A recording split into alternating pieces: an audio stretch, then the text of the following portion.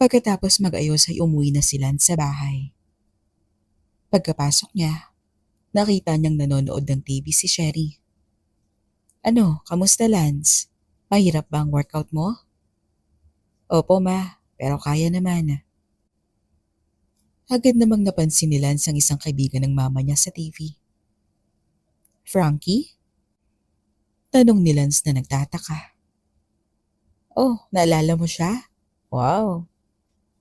Bakit nasa TV ang kaibigan mo ma? Hindi ko pala nasabi. Frankie is a professor of economics and psychology. Kaya minsan, nai-invite siya sa TV. Ang galing, di ba? Paliwanag ni Sherry. Napatango na lamang si Lance nang biglang, maliit na bagay, mas magaling pa rin sa akin si Sherry. Wika ni Frankie habang lumalapit sa kanila. Ha? Ikaw yung babaeng nasa TV? Gulat na tanong ni Lance. Anong sinasabi mo? Tanong ni Frankie nang medyo masungit. Frankie, susungitan mo ba lagi si Lance? Hindi mo man lang siya binati. Oh, sorry. Ito pala ang pinasuyo mo sa akin. Sabay abot ni Frankie ng isang supod kay Sherry. Hindi mo man lang papansinin si Lance? Medyo galit na tanong ni Sherry. Okay. Hi Lance. Ayos na ba yon? Talaga ha? Lance, pagpasensyahan mo na. Mahiyain lang talaga yan si Frankie. Okay lang po ma. Mahiyain? Pero nasa TV siya. Bulong ni Lance sa sarili. Sige na ma, magpapahinga na muna ako. Dagdag pa niya habang paakyat ng hagdanan. Diba nasa video din siya? Siguro kaya siya nahihiya. Ay, saka ko naiisipin yun. Kailangan ko na magpahinga. Saad ni Lance sa sarili habang hirap na umaakyat ng hagdanan dahil sa pagod. Gabi na nang malimpungatan si Lance dahil sa uhaw. Kaya bumaba siya para uminom ng tubig. Naalala naman niya ang sinabi ni Sandra na isasali nila si Denise sa susunod. Habang pabalik ng kwarto, nakita niya ang supot na inabot ni Frankie kay Sherry. Nasa mesa. Agad naman itong binuksan ni Lance. Nakita niya ang isang banig ng tableta na hugis puso. Hindi to ordinaryong gamot. Ano kaya to? Tanong niya sa sarili. Heart shape? Huwag mo sabihin na para to sa pagpapaligaya. Biglang narinig ni Lance ang boses ni Sherry. Lance, bakit kising ka pa? Nakita ni Sherry na hawak ni Lance ang supot. Kaya agad niya itong hinablot. Samantala, sa isang silid, nakaupo si Frankie habang pinagmamasdan ng isang magpartner na nagpapaligaya at ginagawa niyang mga alipin. Lahat ng gusto niya ay sinusunod ng dalawa at kapag hindi niya nagugustuhan ay pinaparusahan niya ito. Seryoso ang mukha ni Sherry kaya nagulat sila sa reaksyon ng ina. Pero nang matauhan si Sherry ay humingi siya ng tawad. Sorry, natakot ba kita, Lance? Hindi po ma. Alam mo naman kung para saan tong gamot na to, di ba? Tanong ni Sherry. Wala po akong idea ma. Supplements ba yan? No. This medicine is actually for constipation. Paliwanag ni Sherry. Ano? Gulat na reaksyon ni Lance. Sorry kung ganun ang naging reaksyon ko nung makita kong hawak mo to. Nahihiya kasi ako. Pag nainom mo kasi to, baka sumakit ang tiyan mo. So, kalimutan na natin to, okay? Okay po ma. Sagot naman ni Lance. Ang hindi alam ni Sherry, nakakuha si Lance ng isang tableta na ngayon ay nasa kamay niya. Kamusta pala ang exercise natin? Tanong ni Sherry. Nakakapagod po ma, pero tingin ko nagkakamuscles na ako. Alam ni Lance na hindi sa pag-exercise niya nakukuha ang lakas, kundi sa iba pang bagay. Nice, nice. So, kailangan mo mag-exercise araw-araw, tama? Hindi ko ata kakayanin ma. Masakit talaga ang katawan ko, lalo na nagsisimula pa lang ako. May naisip ako. Gusto mo bang mag-improve ang kondisyon mo? Like, matanggal ang sakit ng katawan mo? Tanong ni Sherry. Kinabukasan, naglalakad sila sa pool area. Manghang-mangha siya dahil sa dami ng magagandang dilag na nakikita niya. Ang ganda naman dito, parang paraiso. Sad ni Lance na may ngiti. Matagal ka bang naghintay? Tanong ni Sherry. Nagulat si Lance nang makita niya ang mama niya na naka-swimsuit. Litaw na litaw ang magandang hubog ng katawan. Parang nakakahiya. Ngayon lang uli ako nakasuot ng ganito. Pangit ba, Lance? Ang ganda niyo, ma. Bagay sa iyong suot mo. Napangiti si Sherry sa sagot ng binata, habang nakatitig pa rin siya sa hubog ng kanyang ina. Tara, Lance, simulan na natin. Sinabihan niya ako na pumunta rito. Pero bakit dito sa pool? Masakit nga ang katawan ko. Ayoko nang mag-exercise. Pero bakit ang laki ng swimming pool na to? At napakaraming magagandang dilag. Saad ni Lance sa kanyang sarili. Lance, halika dito. Sigaw ni Sherry na ngayon ay nasa pool na. Kahit maraming babae rito, si mama pa rin ang pinakamaganda. Dagdag pa ni Lance.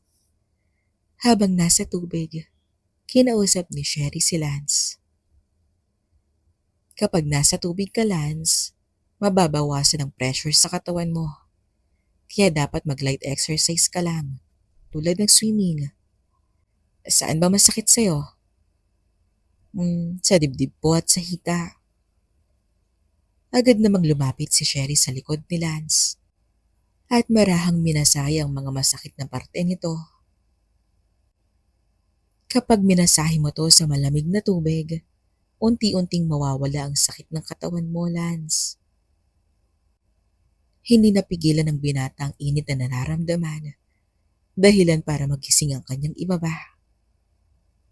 Napansin ito ni Sherry, kaya bigla siyang lumayo. Sorry, hindi ko sinasadya.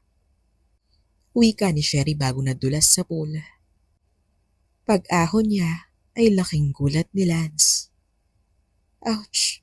Parang nauntog ako sa lubid. Saad ni Sherry. Hindi niya alam na natanggal ang kanyang pangitaas. Napangiti ang mga tao sa paligid.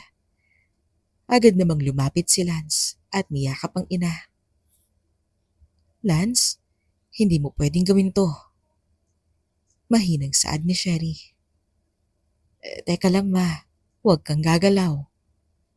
Saad ng binata habang kinukuha ang pangitaas ni Sherry na nakasabit sa lubid ng pool. Alam kong nakakahiya, pero ito lang ang paraan para matakpan kita. Doon na-realize ni Sherry ang intensyon ng anak. Ilang sandali pa ang lumipas, pero hindi pa rin natatanggal ni Lance ang pangitaas. Akala ko madali lang to. Ang hirap pala, lalo na at nadadama ko si mama. Hindi ako makafocus. Ani sa isipan ni Lance. Ang isa pang problema, dahil sa alon ay nagdikit ang kanilang mga katawan. Ilang segundo pa, at sa wakas ay natanggal na rin ang binatang pangitaas. Thank you, Lance. Wala yun, ma. Nagkailangan pa ang dalawa nang biglang may tumawag sa pangalan ni Sherry. Sherry! Sigaw ng isang babae. Oh, nandito ka na. Hi, ikaw ba si Lance? Tanong ng magandang dilaga. Hello po, kamusta? Bati ni Lance. Lance, hindi mo pa siya kilala no? Kapatid siya ni Denise. Si Michelle nga pala. Napaisip si Lance. Oo nga, hawig niya si Denise. Lance, halika muna rito. Akin na ang braso mo. Saad ni Michelle. Agad naman siyang sinunod ni Lance at inabot ang kanyang braso. Sinuro ito ng magandang dilaga. Payat ka.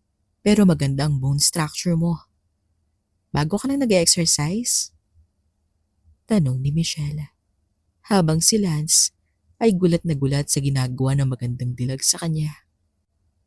Lalo na at nakikita niyang ibaba ni Michelle. Dahil nasa pool siya at si Michelle naman ay nasa gilid nito. Oh, sorry. Hindi pa pala kita napapakilala ng maayos. Si Michelle ay professional na masahista ng mga atleta at celebrity. Paliwanag ni Sherry. Hi Lance, tatanggalin ko ang lahat ng lamig sa katawan mo. Saad ni Michelle. Nasabi ni Sherry na 26 ka? Yes. Ayos, magkaedad lang tayo, friend. Nakangiting saad ni Michelle. Nandito ako dahil sinabihan ako ni Sherry na matutulungan kita sa problema mo, sa sakit ng katawan, at para ma-improve ang exercise mo ng maayos. Nice to meet you. Sabay abot ng kamay ni Michelle. Kinamayan naman siya ni Lance. At bumaba na rin si Michelle sa pool para masimulan na. Saan ba masakit, Lance? Lahat masakit eh. Sagot naman ni Lance. At lumipas ang ilang oras.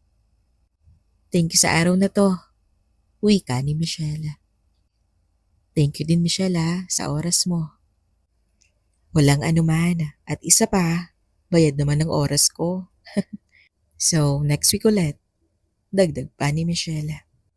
Sige, kunin mo na lang ang number ni Lance para kayong dalawa na lang mag-usap. Okay. Lance, hindi mo ba alam na weekly na tayo makikita? Swerte mo nga makakakuha ka ng massage sa maganda mong friend. Diba? Kukontakin na lang kita, Lance Paalam ni Michelle bago umalis. Tara na, Lance. Bilisan na natin. Baka mali tayo. Late saan? Nagtatakang tanong nito. Basta, may appointment ako with someone important. Ilang sandali pa ay nakarating na ang mag-ina sa isang restaurant. Nagulat si Lance na makita niya kung sino ang kamitap nila. Anong ginawa mo, Sherry? 10 minutes kang late. Galit na saad ni Frankie. Hindi inakala ni Lance na si Frankie pala ang imimit nilang mag-ina. Sa isang lamesa ay nakaupo ang tatlo. Halata sa binatang pagkailanga. Bakit ka biglang nagaya mag-dinner? Tanong ni Sherry. Gusto ko pang makilala si Lance. Sagot naman ni Frankie. Talaga? Tignan mo Lance, diba sabi ko sa'yo, mabuting tao yang si Frankie. Napatango na lamang ang binata. Pero sa isip-isip niya, parang hindi siya naniniwala dahil iba ang tingin ni Frankie sa kanya. Narinig ko masakit daw ang katawan mo kasi nag-workout ka na. Tanong ni Frankie. Opo, kasi simula ko lang pong mag-gym. Pero unti-unti namang nasasanay ang katawan ko. Hindi basta-basta nawawala ang sakit sa katawan. Mas okay kung magpamasahe ka. Sagot naman nito. Opo. Nagtatakang sagot ni Lance dahil biglang bumait ang magandang dilag. Oo kami ni Michelle. Minasahe namin si Lance kanina sa swimming pool. Sagot naman ni Sherry. Nagulat ang binata. Lalo na nang biglang naputol ang pagsasalita ni Sherry at namula ito. Parang naalala niyang nangyari sa pool kanina. Nagtataka naman si Frankie. Nga pala Sherry, Kamusta ang gamot? Nakatunog agad si Lance. Yung constipation pills? Mahinang saad nito. Hindi, yung prescription pills. Sagot naman ni Frankie. Yung gamot. Hindi naman effective. Ayoko na lang pag-usapan yan dito sa tapat ng pagkain. Iba na lang pag-usapan natin. Natatarantang sagot ni Sherry. Okay. Lance, nanonood ka ba ng hindi pang batang palabas? Biglang tanong nito. Nagulat naman ang binata. Dahilan para matapon niya ang wine na iniinom. Oh, okay ka lang, Lance? Basang-basa ka. Tanong ni Sherry. Hindi mo dapat siya tinatanong ng ganyan, Frankie. Medyo galit na saad ni Sherry. Sa loob ng restroom, naghuhugas ng kamay si Lance. Ay, mas okay pa yatang tumambay dito kesa sa labas kasama si Frankie. Saad niya sa kanyang sarili. Napahawak siya sa kanyang braso at nagulat nang hindi na ito masyadong masakit. Bigla niyang naalala ang ginawa ni Michelle kanina. Sobrang effective pala talaga ng ginawa niya. Napangiti ang binata. Paglabas niya ng restroom, pumungad sa kanya si Frankie.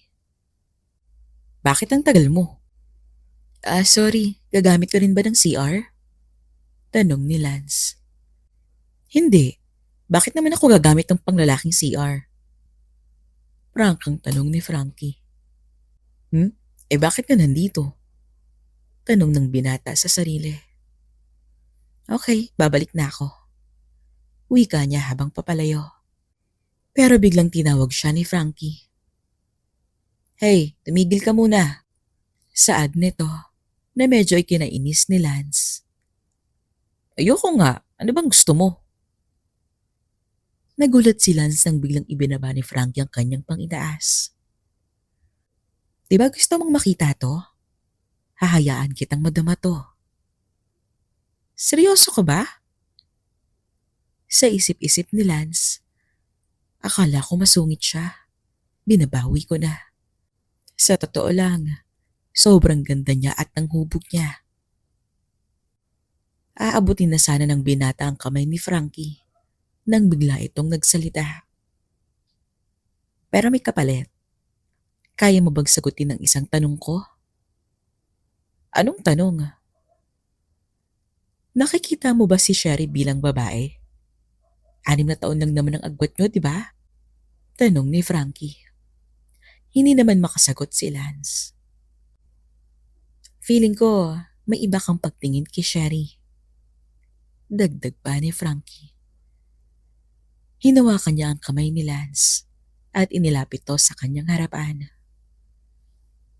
Parang yung sa video. Saad ni Frankie na ikinagulat ng binata. Huwag mong sabihin alam niya na napanood ko na ang video. At paano niya to nalaman? Saad nito sa kanyang sarili. Anong video? Hindi naman ako nanonood. Medyo nauutal na sagot ni Lance. Talaga? Sige, pakisabi na lang kay Sherry na mauuna na ako. May gagawin pa akong importante. See you next time. Paalam nito. Pagbalik ni Lance, agad siyang tinanong ni Sherry. Oh, bakit mag-isa ka na lang? Nasaan si Frankie?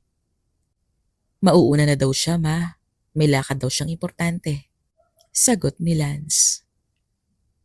Di pa rin talaga nagbabago ang babaeng yun. Alam mo, kahit nung college pa kami, lagi yang umaalis. Lalo na kapag may hindi siya gusto. Siguro hindi niya gusto ang pagkain dito. Wika ni Sherry. Kain na lang tayo, Lance. Dagdag pa nito.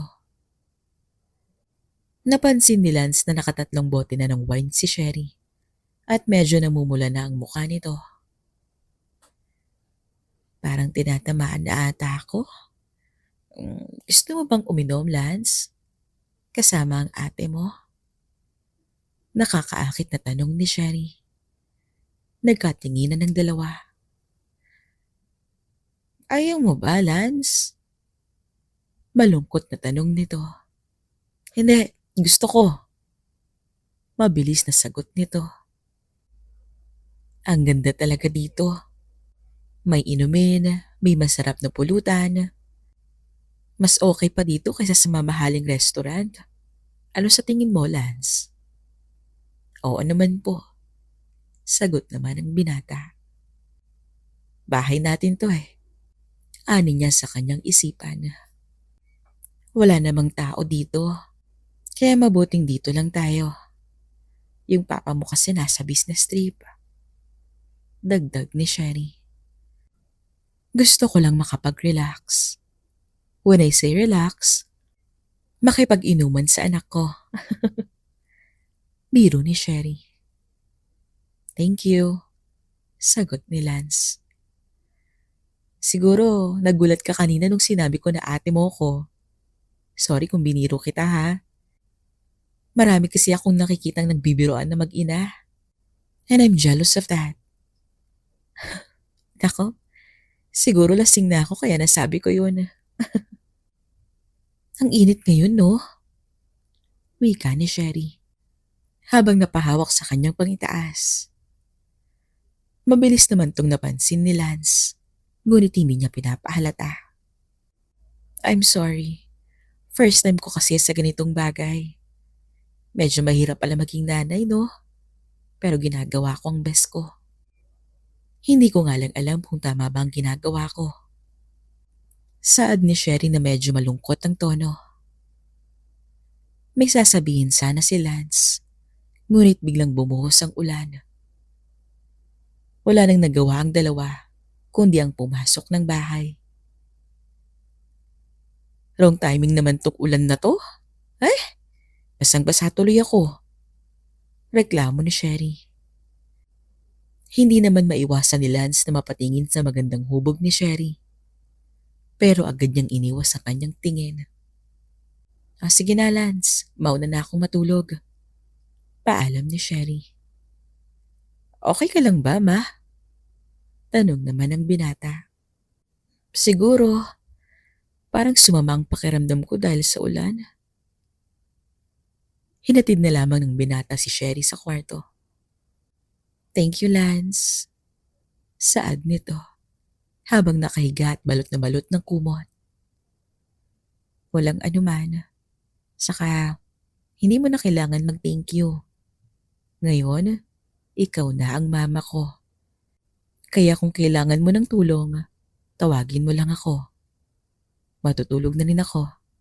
Good night. Paalam ni Lance. Kinabukasan, si Lance kausap si Denise sa telepono. Sorry, hindi ako makapag-workout. Si mama kasi nilagnat. Walang mag-aalaga. Okay lang ako, Lance. Huwag mo akong alalahanin. Mag-workout ka na. Saad ni Sherry na medyo mahina ang boses. Hindi pwede. Pamilya tayo. Walang ibang mag-aalaga sa'yo. Wala pa si Papa ngayon. Sagot ni Lance. Habang maingat na nilalagyan ng hot compress ang noon ni Sherry. Thank you. Nakangiting saad ng magandang dilaga. Hanggang sa ilang minuto ang lumipas. May kailangan ka pa ba? Tanong ni Lance sa kanya. Nanlalagit na ako dahil sa pawis. Pwede bang punasan mo muna ako ng basang towel? Please? Nagulat si Lance sa sinabi nito. Ha? Pupunasan kita? Oo, gusto ko sanang mag-shower. Kaso hindi ko kaya. Paliwanag ni Sherry. Ngunit pilit niyang pinigil ang sarili. Sige, gagawin ko. Sagot nito na halos nanginginig ang boses. Habang pinupunasan ni Lance ang pawis ni Sherry, biglang tumunog ang doorbell. Sino kaya yun? Ang aga namang bisita? Wika ni Lance, habang nagmamadaling bumababa para buksan ang pinto.